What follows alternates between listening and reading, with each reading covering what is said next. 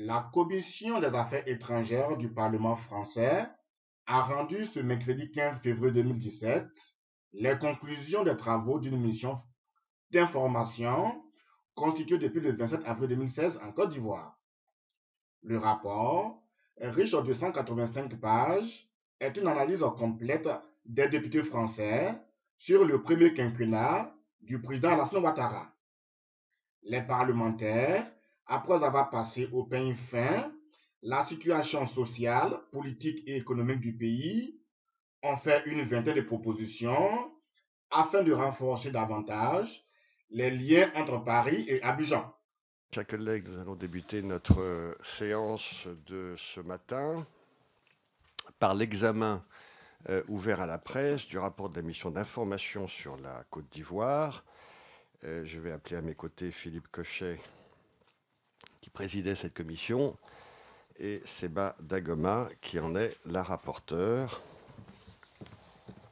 Notons que la mission parlementaire s'est rendue en Côte d'Ivoire, au Ghana, au Maroc, mais aussi à Paris, où elle a auditionné plusieurs personnalités du monde diplomatique, politique et militaire. Nous vous proposons ici le débat à l'Assemblée nationale française sur l'examen du projet de ce rapport qui fait couler en ce moment beaucoup d'encre. Bien, merci Monsieur le Président. Mes chers collègues, il y a un peu moins d'un an, Madame Guigou, de retour d'un déplacement en Côte d'Ivoire, proposait la création d'une mission d'information sur ce pays. Cela partait du constat qu'après la décennie agitée de la crise ivoirienne, la Côte d'Ivoire était un peu sortie du radar des travaux de notre commission. En quelque sorte, nous étions restés au clivage Laurent Gbagbo, Alassane Ouattara. Pourtant, aujourd'hui, on nous présente de plus en plus la Côte d'Ivoire comme la nouvelle locomotive de l'Afrique de l'Ouest. Qu'en est-il vraiment? C'est la question à laquelle les membres de la mission ont tenté de répondre. En toute honnêteté, nous devons dire que lorsque la mission a été constituée, nous étions loin de soupçonner la difficulté du travail qui nous était demandé. En effet, la Côte d'Ivoire est un pays de contrastes et de mélanges qu'il est bien difficile de dépeindre et de résumer dans un rapport. Un pays de contraste entre le miracle ivoirien des années 1960-1970 et la chute continue des années 1990 et 2000 avec l'enchaînement des crises économiques, politiques et militaires. Un pays de mélange entre les ethnies extrêmement variées que l'on y trouve. La Côte d'Ivoire a en effet la particularité d'être au carrefour de 4 grands groupes ethniques, les Akans au sud-est, les Krous au sud-ouest, les Mandingues au nord-ouest et les Voltaïques au nord-est. Ces mélanges sont religieux aussi. Le pays compte des proportions à peu près équivalentes d'animistes, de musulmans et de chrétiens, eux-mêmes plus ou moins teintés d'animisme. Un pays de contraste entre les taux de croissance flatteurs qu'il connaît et la persistance d'une pauvreté massive qui place la Côte d'Ivoire au 172e rang mondial sur 188 en termes d'indice de développement humain. Un pays de mélange, puisqu'il a de longue date été une terre d'immigration, avec une tradition de vivre ensemble qui semble avoir forgé un sentiment national bien réel, mais aussi des logiques ethnico-régionales qui demeurent lourdes. Par ces quelques grandes idées, je souhaite vous montrer qu'il n'est pas évident de trouver le ton juste pour parler de la Côte d'Ivoire, et selon d'autant moins que les positions sur le sujet sont généralement très tranchées.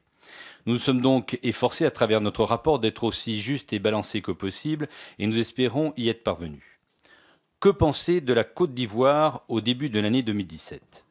On ne peut répondre à cette question sans prendre en compte le point de départ. Pour nous, le point de départ est 2011. Le pays sort alors de 12 années d'une crise profonde qui l'ont vu couper en deux entre un nord occupé par les rebelles des forces nouvelles favorables à Alassane Ouattara et un sud contrôlé par le président Laurent Gbagbo. Cette crise était politique, militaire, mais aussi morale. Pendant 12 ans, le non-droit et l'impunité se sont installés dans le pays. Des milliers de personnes sont mortes ou ont été victimes d'exactions. Les Ivoiriens en portent aujourd'hui encore les stigmates. La crise ivoirienne avait officiellement débuté avec le coup d'État du général Gaï contre le président Henri Konan Bédié en 1999. En réalité, elle était en germe depuis la mort, en 1993, du président Houphouët-Boigny, le père de l'indépendance de la Côte d'Ivoire, le vieux, comme l'appelaient affectueusement les Ivoiriens. Sa disparition avait entraîné une crise de succession en partie à l'origine de la glissade des années 2000. Ces événements avaient aussi été précédée à partir des années 1980 d'une grave crise économique. Cette crise avait remis en question le modèle ivoirien, fondé sur la redistribution d'une rente abondante tirée de l'exportation de cultures de plantation comme le cacao et le café. Le retournement des cours mondiaux dans les années 1980 avait ainsi profondément perturbé les grands équilibres socio-économiques du pays. Tout cela pour vous dire qu'en mai 2011, lorsque le président Ouattara, nouvellement élu, prend officiellement ses fonctions au terme d'une crise post-électorale d'une rare violence, la Côte d'Ivoire va donc bien mal. À la lumière de ce bref éclairage historique, que dire de la Côte d'Ivoire 6 ans après la fin de la crise? L'impression que nous avons retirée de nos travaux est à l'image de ce pays contrasté. D'un côté, on a le sentiment d'un écart important entre le pays réel et l'image qu'en donnent les médias, bien que cet écart se soit peut-être en partie résorbé ces dernières semaines. Le miracle ivoirien qu'on nous donne à voir est dans une certaine mesure bien réel. La Côte d'Ivoire a des atouts solides, à commencer par son agriculture puissante et diversifiée. En effet, elle a su tirer de ses sols variés et fertile pour conquérir un rôle mondial dans la production du cacao, dont elle est loin devant le Ghana, le premier producteur, mais aussi de l'anacarde, de l'EVA, des fruits tropicaux, de l'huile de palme et j'en passe. La Côte d'Ivoire a aussi un stock d'infrastructures parmi les plus développés de la région, avec 2 ports d'envergure mondiale, San Pedro et Abidjan, un aéroport international et 5 aéroports nationaux et un réseau routier relativement développé. Le pays dispose également d'un potentiel minier et énergétique non négligeable et encore assez peu exploité, pétrole et gaz naturel offshore, manganèse, or, diamants, hydroélectricité, etc. Enfin, la Côte d'Ivoire a une remarquable ouverture aux nouvelles technologies dont les Ivoiriens sont très friands et qui présentent des opportunités considérables pour accélérer le développement du pays. Depuis 2012, ces atouts paraissent intelligemment mis en valeur.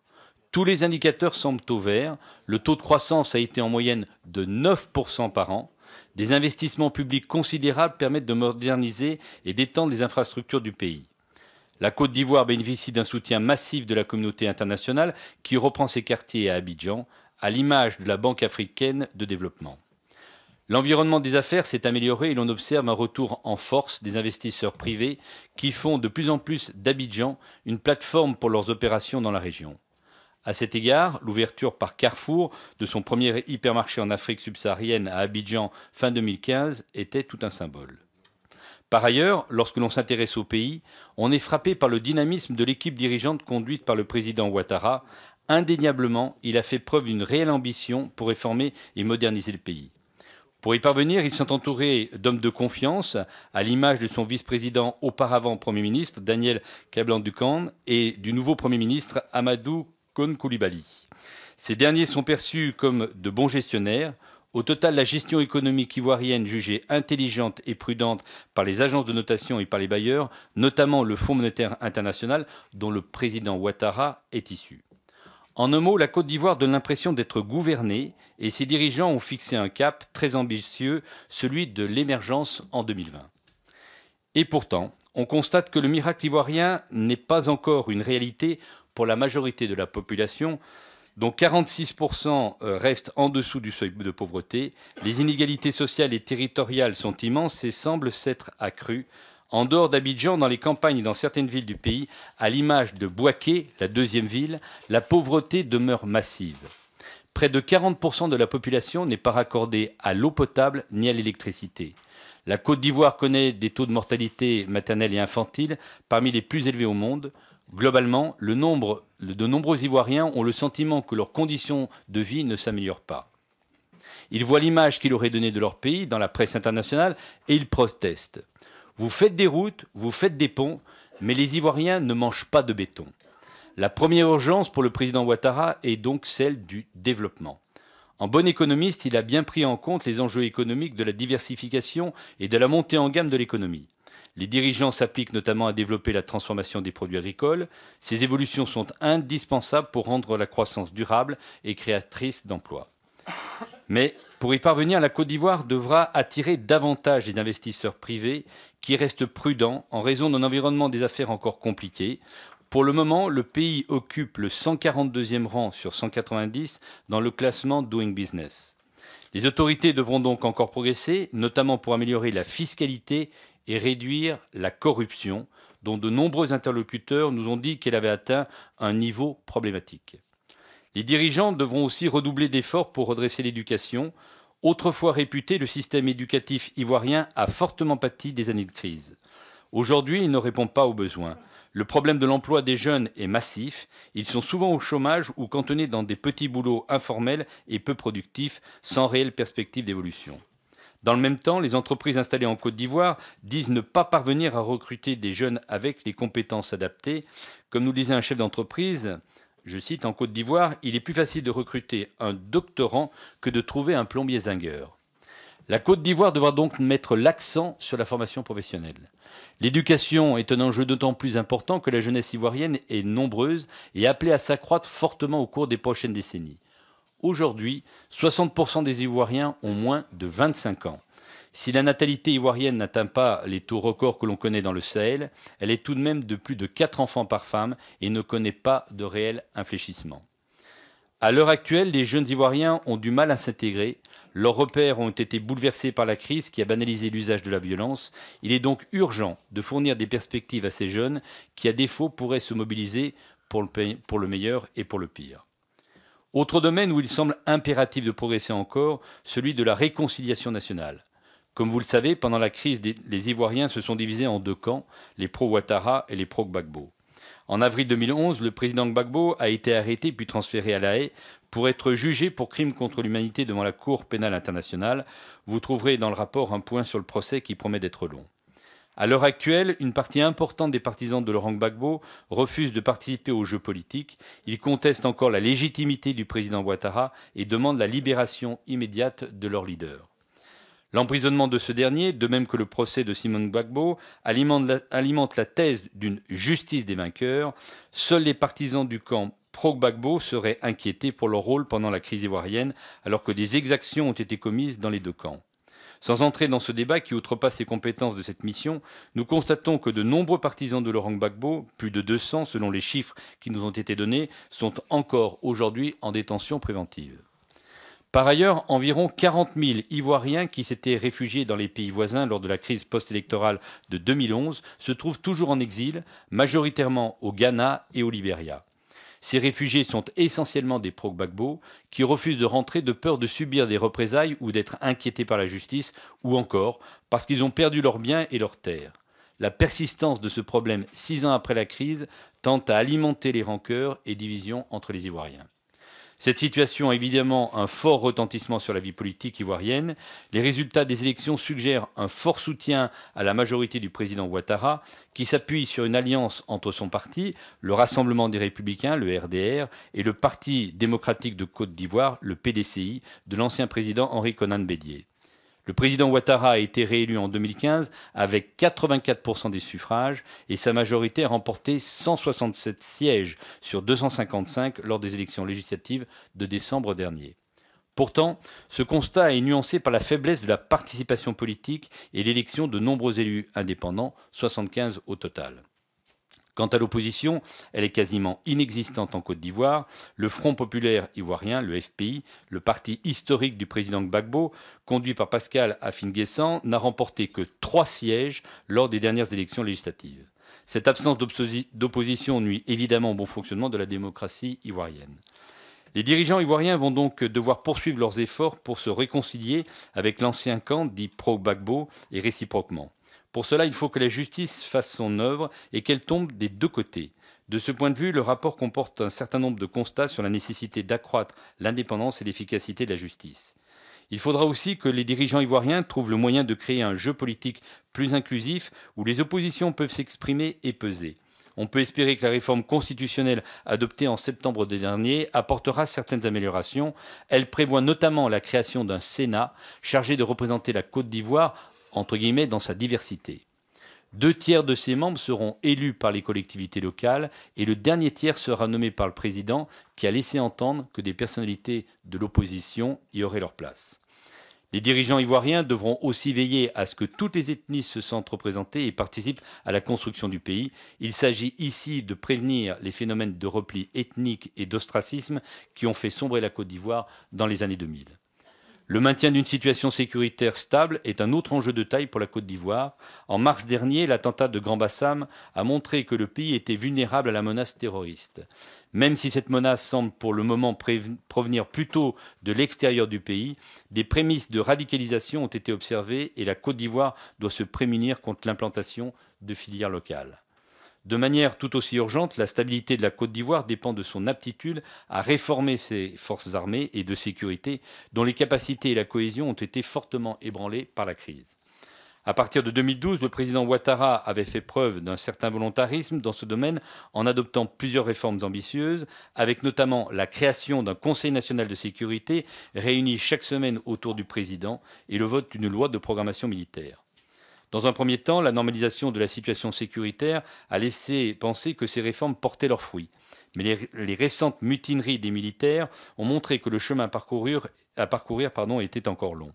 Elles ont mis en lumière les dysfonctionnements de la chaîne de commandement et le manque persistant de cohésion de ces forces 6 ans après la crise. De plus, ces mutineries se sont soldées par l'octroi de primes d'un montant considérable qui risque de grever le budget de la défense. À l'heure actuelle, la réforme de l'armée semble freinée par l'influence persistante des comzones dans les dispositifs sécuritaires ivoiriens. Ces comzones étaient des chefs militaires des rebelles du Nord lors de la crise ivoirienne, au nombre de 10. Ils régnaient chacun sur un territoire dont ils contrôlaient à la fois les hommes et les ressources. Le président Ouattara a cherché à réduire leur influence depuis, mais ces comzones sont revenus au premier plan lors des récentes mutineries qui ont conduit à nommer certains d'entre eux à des postes de premier plan. La réforme du secteur de la sécurité est donc un chantier important et il est d'autant plus urgent que la Côte d'Ivoire a connu au cours de ces derniers mois une agitation sociale croissante, mélange d'expressions spontanées de la population, de grèves et manifestations dans la fonction publique et d'activisme au sein des universités. Il faut donc absolument éviter qu'une agrégation des mécontentements ne puisse remettre en cause la stabilité du pays.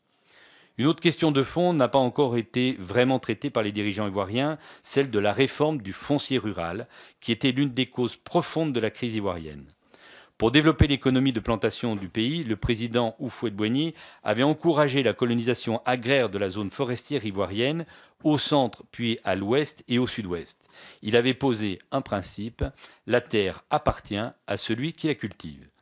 Dès lors, de nombreux migrants allochtones, donc d'une autre région de la Côte d'Ivoire, ou allogènes d'un autre pays, avaient défriché la zone forestière ivoirienne et avaient installé des plantations. Cependant, avec la crise économique, les populations autochtones ont revendiqué leur droit de propriété sur les terres. Ce contexte de rivalité pour l'accès aux terres a favorisé le repli ethnique des Ivoiriens et la montée de la thèse de l'ivoirité qui conduisait à exclure de nombreux migrants stigmatisés comme étrangers. Aujourd'hui, les étrangers représentent 25% de la population ivoirienne et le problème de l'attribution de la propriété foncière reste entier. Ce sujet est d'une grande sensibilité et n'a pas encore été réglé par les dirigeants ivoiriens. Que conclure de cette présentation ? J'emprunterai les termes de Serge Mikhaïlov en disant que la Côte d'Ivoire se trouve aujourd'hui, je cite, comme un cycliste sur une ligne de crête. Ce pays recèle un immense potentiel, une formidable énergie qui peuvent le mener loin et tirer avec lui l'Afrique de l'Ouest.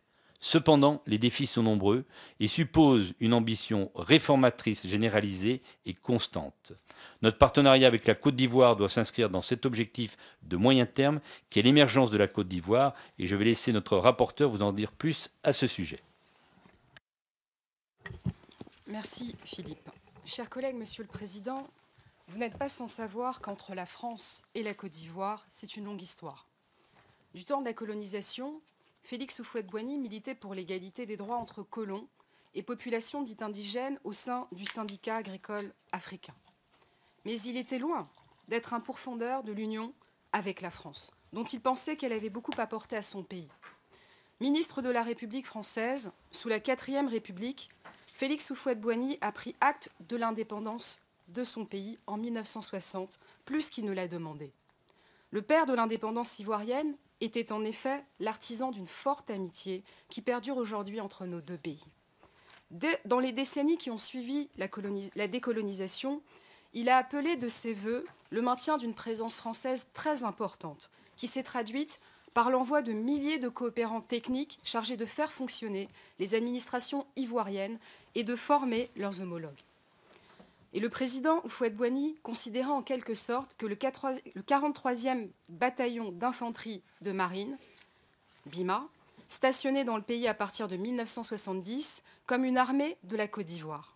Pendant cette période, des générations de fonctionnaires et de militaires ivoiriens ont été envoyés se former dans les écoles et universités françaises. Ces échanges ont incontestablement tissé des liens denses entre les élites politiques, administratives et militaires. Indéniablement, cette coopération apaisée a contribué à la construction d'un État ivoirien solide qui a résisté à la crise profonde des années 1990 et 2000. Cette époque est désormais révolue. La coopération technique a connu un coup d'arrêt dans les années 1990. Des milliers de coopérants que l'on trouvait à cette époque, il n'en reste aujourd'hui plus qu'une trentaine qui ont un rôle d'appui et conseil et non plus de substitution. Nous devons nous en réjouir. La France a changé, la Côte d'Ivoire aussi. Nos deux pays aspirent aujourd'hui à des relations de partenariat fondées sur la réciprocité. Dans cet esprit, l'accord de défense qui nous liait à la Côte d'Ivoire a été remplacé en 2012 par un partenariat de défense qui organise une coopération entre nos deux pays et ne prévoit plus de clause d'intervention en cas d'agression extérieure. Et le 43e BIMA a cédé la place aux forces françaises en Côte d'Ivoire, dont la vocation principale est de servir de base opérationnelle avancée pour les opérations dans la région, notamment au Sahel. Ces évolutions ne signifient pas que nous ne devons plus avoir d'ambition. La Côte d'Ivoire et la France conservent des liens étroits et nombreux dont nous devons tirer parti dans l'intérêt mutuel de nos deux pays. Ces liens, quels sont-ils? Nous avons cité la connaissance mutuelle entre les élites, mais ce sont aussi les diasporas. Oui, des diasporas importantes dans les deux pays. En Côte d'Ivoire, on compte environ 25 000 Français, dont une majorité de doubles nationaux. Les Ivoiriens de France seraient environ 700 000. La diaspora ivoirienne s'est constituée assez tardivement.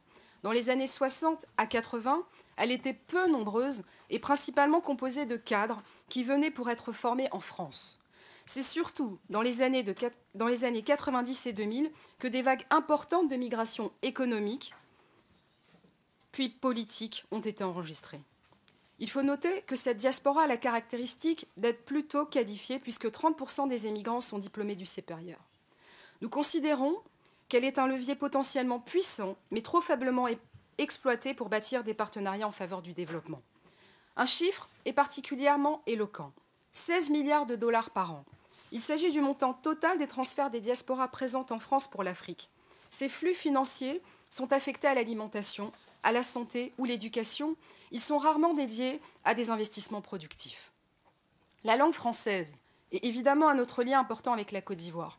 Comme ailleurs en Afrique, le français académique y a perdu du terrain, notamment en raison des effets déstructurants de la crise sur le système éducatif. Malgré cela, il existe une exception ivoirienne qui veut que le français ne soit pas simplement la langue des affaires, de l'enseignement et de l'administration, mais aussi une langue d'usage, c'est-à-dire parlée dans la rue, en famille, entre amis. Les jeunes Ivoiriens se sont réellement approprié un français qu'ils ont adapté à leur propre réalité, que l'on appelle le nouchi. C'est ainsi qu'à Abidjan, tout le monde parle français. Un français certes parfois éloigné de celui qu'on enseigne, mais qui n'en donne pas moins un accès à un univers francophone commun. Ce partage de la langue est important, car il donne à la France un rôle singulier dans une Afrique de l'Ouest dont l'intégration est en partie freinée par le fossé culturel entre anglophones et francophones. Nous nous sommes d'ailleurs rendus au Ghana et nous avons constaté que les Ghanéens avaient un fort désir de travailler avec la France, justement pour bâtir des ponts avec leur voisinage francophone. La présence économique en Côte d'Ivoire est un autre élément important de notre relation. Comme partout en Afrique francophone, nos entreprises ont perdu des parts de marché depuis le début des années 2000. En Côte d'Ivoire, cette part est passée de 28% à 14% environ aujourd'hui. Plusieurs partenaires étrangers ont tiré profit du retrait relatif des entreprises françaises lors de la crise des années 2000. Celle-ci conserve néanmoins une place centrale dans l'économie ivoirienne. Elle représente 40 à 50% des recettes de l'impôt sur les sociétés, 30% du PIB et emploie 35 000 personnes. Cette implantation est très diversifiée et tous les grands groupes français opérant en Afrique subsaharienne sont présents en Côte d'Ivoire, dont ils font souvent une plateforme pour leurs opérations dans la région. Bolloré, Orange, Bouygues, la Société Générale, BNP Paribas, Canal+, Castel, Danone, la compagnie fruitière, Total, Alstom, Engie, pour n'en citer que quelques-uns. Cette présence est moins ancrée pour les PME françaises qui ont davantage pâti de la crise. Quels sont les principaux concurrents? Indéniablement les Chinois sont montés en puissance en Côte d'Ivoire, mais n'y ont pas acquis l'hégémonie que l'on connaît dans d'autres pays africains, notamment en raison du fort ancrage des entreprises françaises et aussi parce que le pays n'est pas un producteur majeur de ressources minières. Les Chinois ont tout de même une position très importante dans le BTP et la cimenterie, il remporte la plupart des marchés. Le chinois StarTimes s'est aussi positionné pour le déploiement de la TNT dans le pays, en concurrence directe avec notre pays. Et il est incontestable que la part de la Chine dans l'encours de la dette ivoirienne est en augmentation constante, même si cette part demeure à peu près équilibrée avec celle de notre pays. À côté des Chinois, les Marocains. Ils ont accompli une réelle percée en Côte d'Ivoire. Ils bénéficient à la fois de leur francophonie, de leur identité de pays africains, proches des réalités ivoiriennes, et de l'influence plus générale du Maroc, notamment dans le champ religieux. Il faut reconnaître que les Marocains ont su se forger de solides atouts. Nos collègues Jean Glavany et Guy Tessier nous en ont déjà parlé. Une stratégie africaine claire et volontariste, portée au plus haut niveau par le roi. Un pragmatisme et une aptitude avérée pour faire des affaires, mais aussi une audace et une propension à la prise de risque assez importante, notamment de la part des banques marocaines, qui accompagnent vraiment l'expansion économique dans le pays. Outre les Chinois et les Marocains, la Côte d'Ivoire s'applique à diversifier ses partenaires et développe de plus en plus ses relations avec des pays africains tels que le Nigeria et l'Afrique du Sud. En dehors de l'Afrique, elle développe des relations avec l'Inde, la Turquie, la Corée et d'autres encore. Les Anglo-Saxons et les Européens sont présents aussi, notamment dans l'agro-industrie et l'exploitation minière. Et il faut souligner le poids économique de la diaspora libanaise. Elle joue un rôle de premier plan dans les secteurs comme l'immobilier et le commerce. Vous l'aurez compris, le marché ivoirien présente sans doute des opportunités, mais il est aussi hautement concurrentiel. Quel peut donc être l'avantage comparatif des entreprises françaises? Classiquement, on peut mentionner la francophonie, la stabilité institutionnelle qu'offre le franc CFA, l'attrait pour la marque France alors qu'émerge une classe moyenne estimée actuellement à 13% de la population qui veut consommer des produits de qualité. En Côte d'Ivoire, les entreprises françaises bénéficient en plus d'un dispositif d'accompagnement très complet avec un bureau régional de Business France, une antenne de BPI France, des chambres de commerce, la COFAS, Proparco. Autre avantage, le fait que les entreprises françaises soient bien positionnées et dotées d'une expertise reconnue dans les secteurs où les besoins ivoiriens sont importants, l'agro-industrie, la gestion urbaine, la production et la distribution électrique, entre autres. Enfin, il faut souligner que la France a en Côte d'Ivoire une aide au développement à fort effet de levier grâce à la mise en œuvre des contrats de désendettement C2D. Ce dispositif permet à la France de refinancer sous forme de dons des échéances de dette remboursées par la Côte d'Ivoire. Dans le cadre de l'initiative des pays pauvres très endettés, la France a annulé en 2012 une partie de la dette bilatérale de la Côte d'Ivoire qui était considérable. 900 millions d'euros ont fait l'objet d'une annulation sèche, tandis que 2,9 milliards d'euros devaient être remboursés puis reversés à la Côte d'Ivoire sous forme de projets de développement co-gérés avec les Ivoiriens. Ce montant considérable autorise l'AFD à intervenir en Côte d'Ivoire avec des dons annuels de l'ordre de 200 à 250 millions, un montant exceptionnel qui permet de conduire des projets à fort impact. Ces projets bénéficient évidemment aux entreprises françaises qui disposent d'un positionnement ad hoc dans de nombreux secteurs. Pourtant, les entreprises françaises doivent savoir répondre à la demande des Ivoiriens qui veulent aller vers la coproduction locale. Ils aspirent à des transferts de savoir-faire et de technologie afin de développer leur tissu industriel, d'accélérer la diversification et la montée en gamme de leur économie. Les entreprises doivent donc être ouvertes à des montages laissant plus de place au partenariat, à la réciprocité. La réciprocité, c'est ce concept nous a semblé être l'axe majeur pour donner un nouvel élan à nos relations avec la Côte d'Ivoire dans tous les domaines. Les Ivoiriens nous l'ont dit, ils veulent continuer à travailler avec notre pays comme partenaire, c'est aussi notre souhait. Cette base posée, il nous a semblé que nous devions mettre l'accent sur tout ce qui pouvait favoriser la connaissance et la compréhension mutuelle, en particulier le rapprochement des territoires. La coopération décentralisée étant quasiment inexistante entre nos deux pays, 24 coopérations recensées, mais aussi et surtout le rapprochement des jeunes générations. C'est un fait. Les jeunes Français diplômés sont assez peu tournés vers l'Afrique. Les pays émergents, notamment asiatiques, sont désormais des destinations beaucoup plus courtisées pour lancer une carrière professionnelle. Les jeunes Français n'ont pas connu l'époque de la coopération. Cette remarque est aussi valable s'agissant des jeunes Ivoiriens, des classes moyennes et supérieures qui vivent dans un environnement mondialisé. Pour eux, la France n'est plus une référence unique. La relation franco-ivoirienne va donc connaître un inévitable effet de génération qui pourrait fortement affaiblir les liens entre nos deux pays. À cet égard, notre rapport contient une série de propositions que je vous invite à consulter.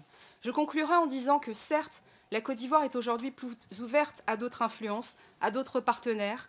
Cependant, je ne suis pas de ceux qui alimentent la nostalgie du tête-à-tête exclusif de la France avec ses anciennes colonies d'Afrique. Cette époque est révolue, et c'est tant mieux. Mais je constate que la Côte d'Ivoire reste très francophile, et je pense fondamentalement que le partenariat avec ce pays doit être investi et valorisé avec un objectif explicite et commun de développement et de prospérité. Je vous remercie. Merci, Madame la rapporteure. On a trois demandes d'intervention. Moi, j'aurais deux remarques à faire sur le rapport. La première, c'est que vous parlez très peu du facteur religieux dans le rapport en Côte d'Ivoire, et c'est-à-dire que finalement, c'est un non-sujet. Monsieur Ouattara lui-même est musulman, hein, vient du nord du pays. Lorsqu'il avait été élu président, on avait dit que ça aurait pu mettre le feu aux poudres, ce qui n'est pas du tout le cas. Mais est-ce que vous pouvez tout de même nous dire un mot sur la division religieuse nord-sud du pays, parce que ça a toujours quand même été un vrai sujet s'agissant de la Côte d'Ivoire. Puis la deuxième remarque, c'est au sujet de l'AFD, l'aide au développement de la France. Vous dites que c'est 200 à 250 millions, c'est-à-dire à peu près 2% de notre aide au développement, ce qui est quand même extrêmement peu. Est-ce que vous pourriez nous dire sur quoi porte l'aide au développement français, et est-ce qu'il s'agit fondamentalement de dons ou est-ce qu'il s'agit de prêts? Et je passe la parole à Monsieur Loncle. Merci, Monsieur le Président. Je voudrais féliciter chaleureusement le Président Philippe Cochet et la rapporteure Seyba Dagoma, parce que j'ai lu hier soir en ligne le rapport que vous avez produit. Je viens de vous écouter, je trouve ça tout à fait remarquable.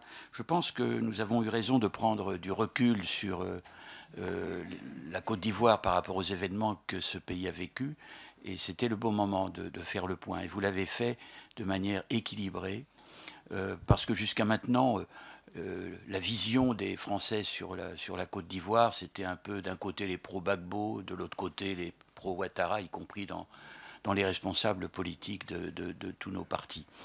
Là, il y a vraiment des informations très intéressantes sur le plan économique, politique et social,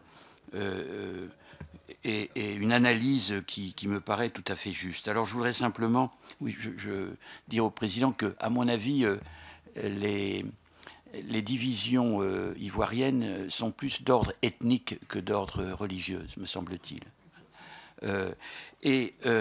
À vous-même, je voudrais poser une question et faire une remarque. La remarque, c'est que vous parlez à juste titre, et Seyba vient de le dire, avec ses préconisations de la relation entre notre pays et la Côte d'Ivoire. Mais je crois qu'il faudrait, et ce n'est pas seulement pour la Côte d'Ivoire, mais l'ensemble de l'Afrique de l'Ouest et de l'Afrique centrale, une implication européenne plus forte. Désormais, il faut davantage raisonner en Europe-Afrique plutôt qu'en France-Afrique. Et je crois qu'il y a beaucoup à faire. Et on peut profiter du fait que, enfin, les Européens se sont impliqués dans les problèmes sécuritaires en Afrique avec le Sahel et le travail que réalise, par exemple, l'Union européenne au Mali. Et d'autre part, l'approche nouvelle formulée par Federica Mogherini lorsqu'elle s'est exprimée à Dakar récemment, et qu'elle a dit à quel point l'intérêt de l'Europe, c'était de tourner ses regards vers l'Afrique et donc relayer un peu les pays qui s'impliquent depuis si longtemps, dont le nôtre. La question, elle porte sur le cas Gbagbo. Quel serait, à votre avis, alors c'est un procès interminable, et il y a interminable et qui est propre au fonctionnement du tribunal de La Haye. Bon. Mais je voudrais dire, et nous avons suivi beaucoup d'auditions avec Michel Thérault en particulier, je voudrais vous demander quel est votre sentiment, votre impression au cas où Laurent Gbagbo, dans les mois ou les semaines qui viennent, serait libéré. Quelles conséquences ça pourrait avoir sur ce qui se passe et ce qui est aujourd'hui la situation politique de la Côte d'Ivoire. Et au contraire, s'il devait rester encore 1, 2, 3 ou 4 ans en prison ou être lourdement condamné, quelles seraient ses conséquences dans le verdict d'un côté comme de l'autre, s'agissant de l'ancien président? Merci, monsieur. Donc, monsieur Thérault. Oui, merci, Monsieur le Président. Moi, je voulais à mon tour féliciter les deux auteurs de ce rapport, aussi bien le président que la rapporteure, pour la qualité du travail effectué. C'est un rapport qui va véritablement au fond des choses. Il se trouve que j'étais peu de temps avant le déplacement de la mission en Côte d'Ivoire, moi-même en Côte d'Ivoire, et il y a une chose que le rapport souligne bien, c'est qu'il y a une différence peu explicable entre à la fois une croissance qui est une croissance forte, cela a été rappelé, d'autant plus significative qu'elle ne provient pas de revenus d'extraction, de l'ordre de 10% par an et depuis déjà un certain nombre d'années, et le fait que les indicateurs sociaux ne bougent pas, ou très peu, et qu'il y a un retard qui est tout à fait considérable en termes de protection maternelle infantile, en termes d'éducation, en termes de droits sociaux au sens large. Ce qui montre qu'il y a tout de même un problème d'évaporation de la recette dans ce pays. Et je crois que le rapport est à ce sujet sans complaisance. Et je voulais vraiment en féliciter les auteurs. Moi, je n'ai pas de questions particulières à poser. J'observe simplement que les interpellations, les questions que pose le rapport, à mon avis, vont toutes dans le bon sens. Bien sûr, sur le C2D, je crois savoir qu'il y a encore de beaux restes pour le C2D. On sait que par définition, un C2D, une fois l'annulation des dettes acquises, diminue. Là, il reste, je crois, un solde de l'ordre du milliard d'euros, ce qui montre que la France pourra encore être très présente dans les années qui viennent pour financer un certain nombre d'opérations nécessaires au développement de ce pays. C'est vrai également pour la politique des visas. Il faudra qu'un jour on ait le courage de dire que nous devons d'avoir avec l'Afrique une politique des visas qui permette aux élèves les plus méritants, aux individus les plus méritants de venir en France se perfectionner, parce que on voit, et c'est pas spécifique à la Côte d'Ivoire, on voit de plus en plus les ressortissants des pays africains se tourner vers d'autres horizons, le Canada en particulier pour les francophones, mais pas seulement, les universités évidemment américaines et aujourd'hui les universités chinoises. Voilà, moi c'était un grand coup de chapeau que je voulais donner aux rapporteurs et au président de ce rapport, enfin de cette mission, qui ont établi un rapport tout à fait remarquable. Merci. Merci, monsieur Dufaux. Merci, monsieur le président. Je voudrais à mon tour remercier le président et madame la rapporteure d'avoir choisi la Côte d'Ivoire comme sujet, parce que c'est effectivement, je crois, un sujet d'actualité, d'opportunité, et à un moment décisif de l'histoire de la Côte d'Ivoire. Et ce sujet nous intéresse tous. 2 ou 3 questions précises. La première, monsieur le président, vous avez évoqué l'hypothèse de la création d'un Sénat par M. Ouattara dans le cadre, j'imagine, d'une démocratisation du pays et aussi de réconciliation nationale. J'aimerais savoir comment est perçue cette initiative et aussi celle qui consiste à nommer les 2 tiers, si j'ai bien retenu, des membres de ce Sénat et non pas le processus démocratique, le tiers. Le processus démocratique jusqu'au bout, même si vous avez précisé qu'il y aurait de la place pour des membres de l'opposition. Si ça a un impact au-delà je dirais, de la sphère politique de la Côte d'Ivoire, dans la population, ou si c'est quelque chose... Deuxième point que vous avez évoqué, qui est un problème fondamental, non seulement en Côte d'Ivoire, mais dans d'autres pays d'Afrique et d'Afrique de l'Ouest, c'est celui du foncier. Sur cette question du foncier, après les initiatives qui ont été lancées par M. Hauffret-Boigny, en particulier celle qui a consisté à gagner des terres sur la forêt, le défrichement, est-ce que cette politique se poursuit ? Est-ce qu'on atteint des risques écologiques ou est-ce qu'on essaie en même temps de régénérer cette forêt? Et vous avez fait part de 25%, entre guillemets, d'étrangers qui auraient acquis ainsi ces terres qui se seraient investies. Est-ce que vous pouvez en dire plus sur l'origine de ces étrangers? Est-ce qu'il y a aussi des populations ou des peuples comme les Chinois, par exemple, qui se sont intéressés à cette opération, comme ils l'ont fait dans l'accaparement des terres dans un certain nombre de pays, pas forcément uniquement sur des visées agricoles d'ailleurs, mais sur des visées de développement économique de façon plus large. Deuxième point, la francophonie. Effectivement, il faut reconnaître que la francophonie est très forte en Côte d'Ivoire et dans les institutions francophones, la Côte d'Ivoire a toujours tenu à être extrêmement présente, que ce soit à l'OIF ou que ce soit à l'APF. Et en particulier, ne manque pas d'autre présence, ce qui est quand même pas le cas de tous les pays africains, le président de l'Assemblée nationale, M. Soro, qui est régulièrement présent à toutes les réunions. Alors, est-ce que cette francophonie et cette francophilie, comme ça a été rappelé brièvement, est vraiment une opportunité de prolonger les liens avec la Côte d'Ivoire sur un véritable partenariat, puisque ce sont les exigences actuelles.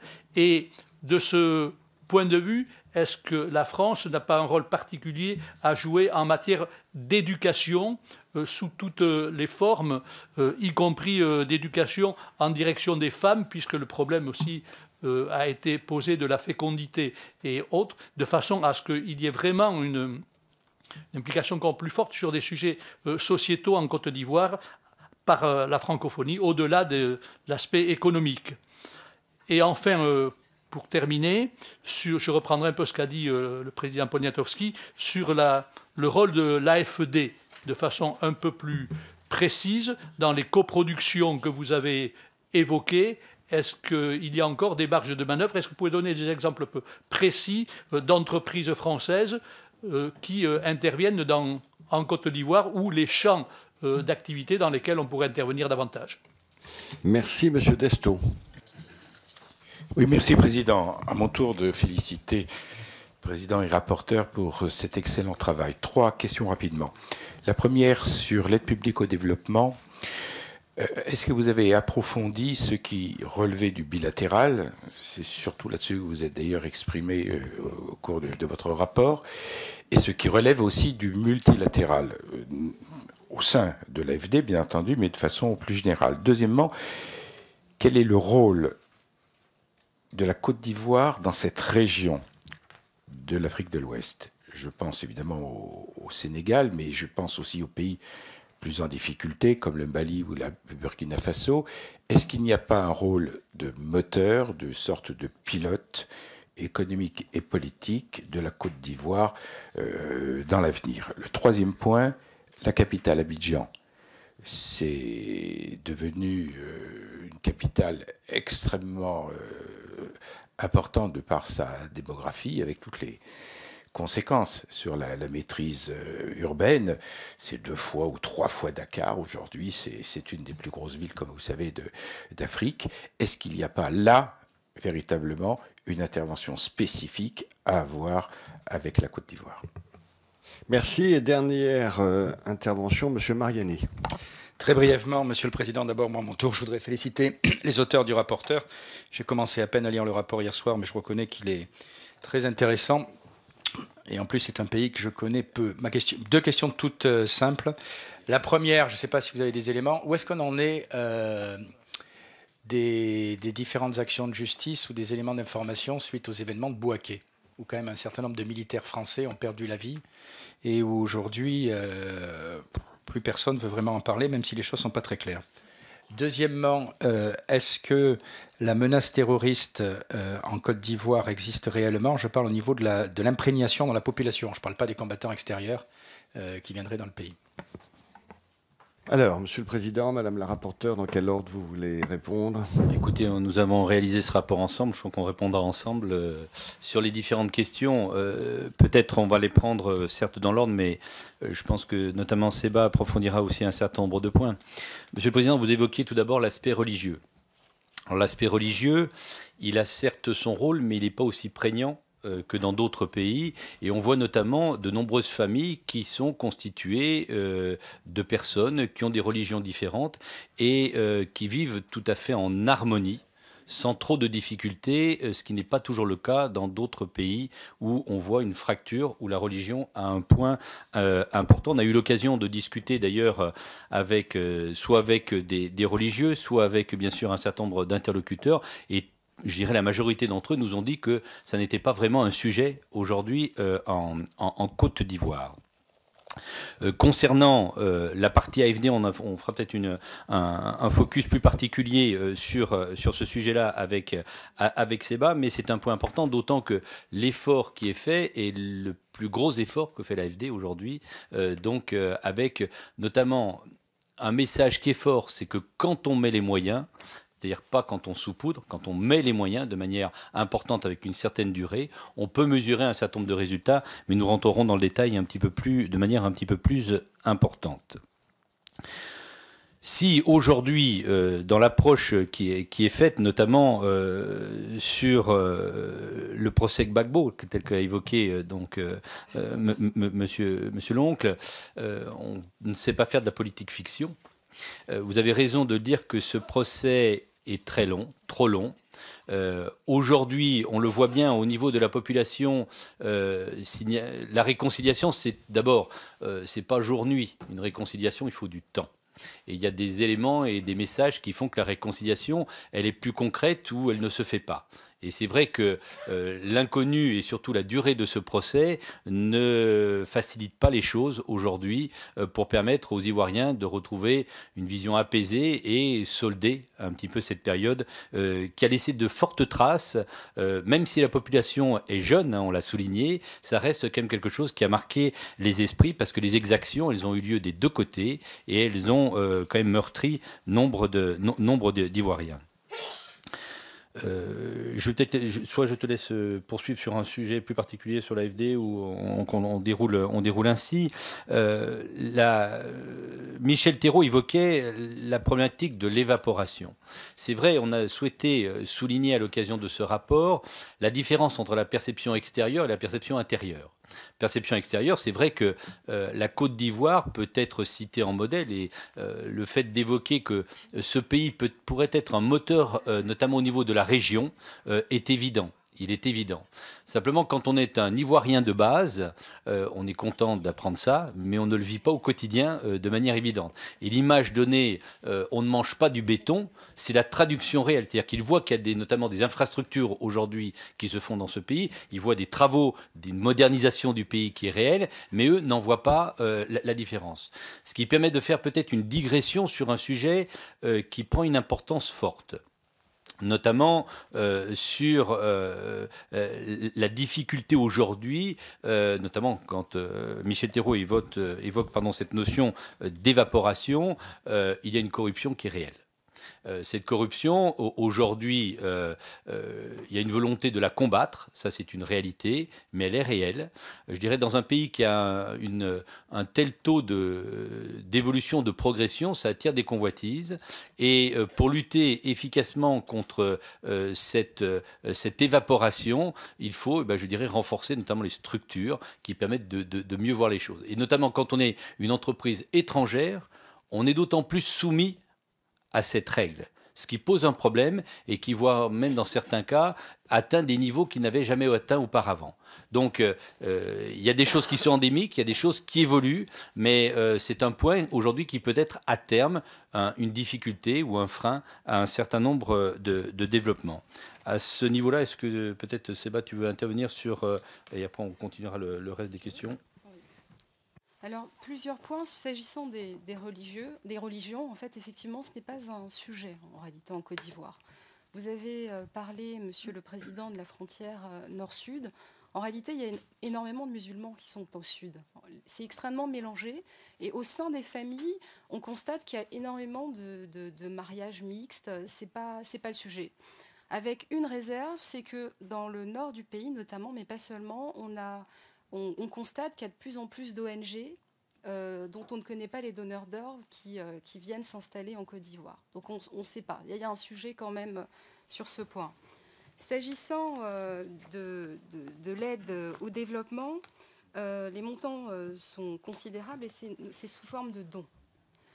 Outre ça, il y a d'autres instruments qui sont mobilisés. L'AFD finance des garanties bancaires en faveur des petites et moyennes entreprises dans le cadre du mécanisme ARIS. Vous avez aussi... Voilà, pardon. Et les prêts souverains, évidemment. S'agissant des inégalités, les inégalités, elles sont très importantes. C'est effectivement là, en fait, un paradoxe que l'on voit, c'est qu'effectivement, il y a un taux de croissance qui est extrêmement important, mais ce qu'on a pu observer très clairement, c'est que les inégalités sociales sont importantes et également à l'échelle du territoire. Parce que quand on voit l'écart entre la première et la deuxième ville de Côte d'Ivoire, c'est très impressionnant. Il y a beaucoup de pauvreté. Philippe Cochet l'a dit, en fait, il y a 46% des personnes qui vivent en dessous du seuil de pauvreté. Pour autant, le gouvernement, en fait, a mené des actions, plusieurs mesures résolument sociales, comme la création d'une couverture maladie universelle, la hausse du salaire minimum garanti, le déblocage des avancements indiciaires des fonctionnaires, l'école gratuite et obligatoire pour les enfants de 6 à 16 ans. Donc il y a énormément de choses qui ont été faites, mais ça ne suffit pas. Donc sur ce point, il faut persévérer. Alors s'agissant de la réforme constitutionnelle, oui, on a parlé en fait de la création du Sénat. Il faut dire qu'en Côte d'Ivoire, un peu comme en France, on peut dire qu'il y a une forme de défiance des citoyens à l'égard de la vie politique, parce qu'il y a, en réalité, quand on regarde les élections, on voit qu'il y a une abstention qui est extrêmement forte, une abstention qui est liée effectivement à cette défiance, mais également parce que l'opposition, en tout cas une large partie de l'opposition, appelle au boycott des élections. Alors, sur le Sénat, oui, on a entendu en fait quelques personnes nous dire que ça générait des coûts supplémentaires, mais globalement, on ne peut pas dire qu'il y a eu une opposition extrêmement forte à cela. L'intégration régionale, oui, c'est un sujet très important. On peut dire que Alassane Ouattara a joué un rôle important puisqu'il a présidé un certain nombre d'organisations ces derniers temps. Le potentiel, on en parle dans le cadre du rapport entre la Côte d'Ivoire et le Ghana, on appelle ça Ghanivoire, il y a énormément de choses à faire, mais je vous invite à lire le rapport parce qu'il y a différents points sur lesquels ils devraient avancer parce que ça constituerait effectivement un effet de levier, mais il y a des sujets, par exemple la langue, il y a la question de la monnaie, puisqu'il y a effectivement il y a une zone UMOA où en fait il y a le franc CFA, mais par exemple le Ghana, en fait c'est une autre monnaie, donc il y a quand même des obstacles à surmonter, mais c'est effectivement le chemin et l'horizon. La menace terroriste. S'agissant de la menace terroriste, on ne peut pas dire en fait qu'en Côte d'Ivoire, la menace terroriste, elle soit à l'intérieur du pays. En fait, c'est plutôt en fait l'extérieur pour répondre à Monsieur Mariani. La francophonie est un levier. Vous savez que la Côte d'Ivoire va accueillir les Jeux de la francophonie dans quelques mois. Et effectivement, sur ça, il y a déjà des partenariats qui sont très importants. Vous l'avez dit, que vous rencontrez régulièrement Guillaume Soro, et ils sont très mobilisés sur cette question. Sur la question de la réconciliation. Alors, la réconciliation, effectivement, c'est un processus qui est inachevé. Et que d'entrée de jeu, à partir du moment où il y a une large partie de l'opposition, d'un point de vue institutionnel, qui refuse d'entrer dans les institutions, effectivement, on voit bien que c'est extrêmement délicat. Vous avez posé la question, mais en tout cas, c'est un processus. C'est un processus, étant entendu que ce que l'on constate, c'est que les diasporas à l'étranger, et notamment en France, les Ivoiriens en France sont très mobilisés contre le pouvoir en place. Sinon, sur Laurent Gbagbo, alors effectivement, nous ne savons pas quelles peuvent être les conséquences de Laurent Gbagbo. Vous avez parlé, on n'est pas politique fiction. Nous ne savons pas quelles pourraient être les conséquences. En tout état de cause, c'est qu'il est certain qu'il y a encore un certain nombre de personnes qui soutiennent encore Laurent Gbagbo. Après, voilà, vas-y, je t'en prie. Oui. Juste peut-être sur le foncier que vous avez évoqué, Monsieur Dufaux, c'est un véritable problème. À l'époque, effectivement, la volonté, il y a eu une déforestation considérable de ce pays qui a perdu la majorité de ses forêts pour réaliser donc un certain nombre d'activités agricoles. Et c'est vrai qu'il n'y a pas de retour en arrière. Alors, il y a une prise de conscience aujourd'hui comme quoi ils ont atteint un seuil et qu'il faut faire attention par rapport à ceci. Le problème du foncier, c'est qu'en fait, aujourd'hui, il n'est toujours pas réglé. Donc, il y a des potentialités de sources d'affrontement qui restent très fortes. Mais pour qu'il y ait une résolution, il faut qu'il y ait un cadastre. Avant d'avoir un cadastre, il faut qu'il y ait déjà une capacité à recenser une population. En plus, les frontières, elles sont très théoriques. C'est-à-dire que vous passez d'un pays à l'autre sans vous en rendre compte. Et tout ça crée une difficulté de gestion. Et on peut souligner l'effort, notamment du gouvernement de M. Alassane Ouattara, de remettre les institutions. Mais elles ont été tellement déstabilisées pendant ces années donc de tension qu'il faut les reconstruire. Mais quand on est un Ivoirien, on peut franchir une frontière de manière complètement indifférente. Et donc, ce qui renforce encore la complexité de ce genre de choses. Mais il est vrai que c'est un pays qui a vraiment réduit à pratiquement plus grand-chose une forêt qui était considérable. En même temps, c'est un pays qui a des possibilités agraires phénoménales. Elle est loin d'être aujourd'hui au top de l'utilisation. Et donc, ça veut dire que c'est un pays qui a, comme on l'a évoqué dans la présentation, qui a encore des sources considérables de revenus à développer à terme. Mais c'est vrai que la non-résolution, alors c'est facile d'en parler ici, c'est plus complexe quand on est sur place pour comprendre la difficulté à résoudre ces problèmes, parce que vous êtes propriétaire de droit ou de fait. Et donc, à partir de là, la complexité, elle est quand même réelle. Et quand les gens exploitent, ils ont du mal à comprendre, écoutez, merci de votre travail, maintenant vous en allez, il y en a d'autres qui vont arriver. Donc, c'est un petit peu pour caricaturer les choses, un des aspects. Oui. Peut-être un chiffre. En moins de 50 ans, la Côte d'Ivoire a perdu 75% de sa surface forestière, passé de 16 millions d'hectares dans les années 60 à 3,4 millions aujourd'hui. Juste peut-être pour répondre à M. Destaux concernant, je pense que c'était peut-être sur l'aspect urbanistique que vous évoquiez cet aspect-là. Je crois qu'il y a une certaine prise en compte aujourd'hui de l'évolution notamment de cette ville qui progresse de plus en plus. Mais je dirais que, comme nous l'avons souligné avec Seba Dagoma, la complexité fait que il y a la pression de la pauvreté qui fait que, je dirais que la notion ensuite d'urbanisme et d'urbanité devient un petit peu après. Mais c'est quand même, aujourd'hui, un des points qu'on a pu souligner avec Seba Dagoma, c'est qu'il y a une qualité du personnel politique qui est de très haut niveau, qui permet d'avoir des gens qui ont une vraie vision, qu'une vraie approche politique de l'aménagement, de la vie en société, qui est à noter et qu'on a pu souligner à chaque fois. Donc, je pense qu'ils sont dans un processus et il faut surtout faire en sorte que ce processus puisse avoir cette stabilité. Et en tout cas, c'est un petit peu ce que nous avons pu noter lors de nos entretiens. Bien, il me reste à vous remercier et à vous féliciter pour la qualité de ce rapport. Et remercier également votre administrateur, Charlotte Sicard également, parce qu'elle s'est très, très impliquée. Il y a une demande de monsieur. Oui, mais là, c'est fini, monsieur l'oncle. Parce que, non, mais il y a 3 ou 4 demandes supplémentaires. Il faut qu'on passe au... C'est parce qu'il n'a pas été répondu à une question que j'ai posée, tout simplement. Quelle est l'approche de la Côte d'Ivoire par rapport à l'Union européenne ? Sur l'Union européenne, monsieur l'oncle, en fait, il y a plusieurs... en matière de développement, il y a le FED, le fonds de développement, et également, en fait, depuis quelques semaines, la Côte d'Ivoire est éligible au fonds fiduciaire pour les réfugiés, parce que vous savez que parmi les personnes, en fait, qu'on retrouve à Lampedusa, eh bien, les Ivoiriens sont les 4e, les plus représentés en nombre.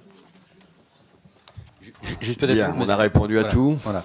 Donc remercier les membres de la mission qui ont été très assidus, notamment pour toutes les auditions qui ont pu se tenir. Remercier bien sûr notre administratrice, Madame Sicard, également Jessica, donc la collaboratrice de Seba Dagoma. Je crois qu'on a essayé de travailler en bonne intelligence et merci pour vos questions. Merci. Voilà, merci. Bien, il ne nous reste plus qu'à autoriser la publication du rapport de la mission d'information. Il y a des oppositions. Des votes neutres? Non, donc c'est approuvé à l'unanimité. Félicitations. Bien.